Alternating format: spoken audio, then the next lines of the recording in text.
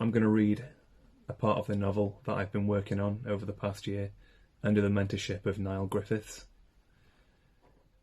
This is a section from about halfway through the novel. So, I guess I'll get started. Welcome to day 2 of the introductory course. Don't patronise me, even with good intentions. I hope I didn't scare you off yesterday. What did I just say? But I do it too. Patronise. Talk slowly to Morgan. Idiot. Thirsty. Dry mouth. I haven't slept. Call the doctors about panic. Get more valleys. But addiction. 1 to sleep at first, then 1 to chill out, then 2 to chill out, then 1 with morning coffee, then 3 to sleep, 4 to sleep, 5 to sleep. Now, just like yesterday, I want you to find a comfortable seat. I'm comfortable now. No more back pain. Weight loss is definitely helping. You're better, Laura. You aren't what you don't eat.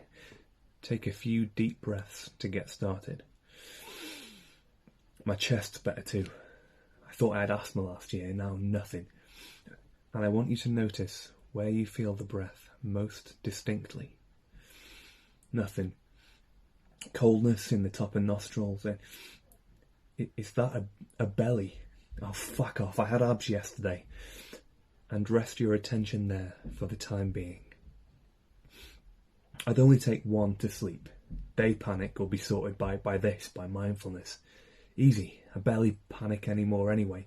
Get benzos from the doctor. Cry down the phone saying, I can't cope.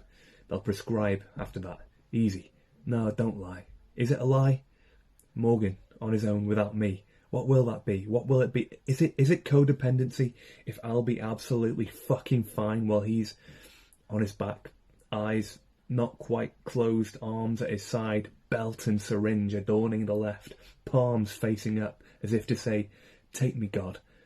And God complies, brings the puke, cough, splutter, droplets fly, then no more cough, just a slow gargle and a half-arsed twitch and convulsion from his body before... I bet you're already lost in thought. Fuck! This is completely normal, and you should never judge yourself for it. No benzos, I'll definitely get addicted. Not even to sleep. I'll die like Morgan will die if I leave him.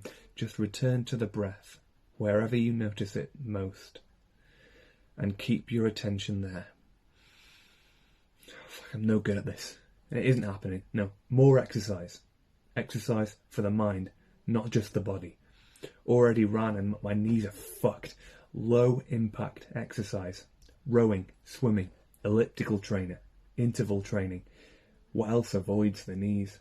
Upper body strength, pull-ups, press-ups, machines like a lat pull-down, cable extensions, anything on the cables. Core stuff. Sit-ups, planks, Russian twists.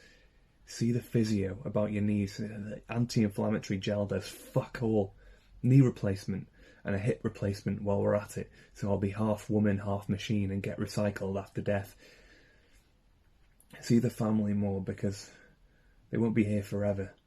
I can't leave. I can't abandon everyone to suffer in this shithole while I'm living it up in the city, but I won't be living it up because I'll be drowning in worry and fear and dread until I die of either cancer or heart disease, leaving future loved ones for good. No, I won't be able to take care of them if I die. I can't die, so more cardio on the elliptical. Oh, fuck it. Fuck the knees. Run again this morning. Run. Yes, run. Yes, run.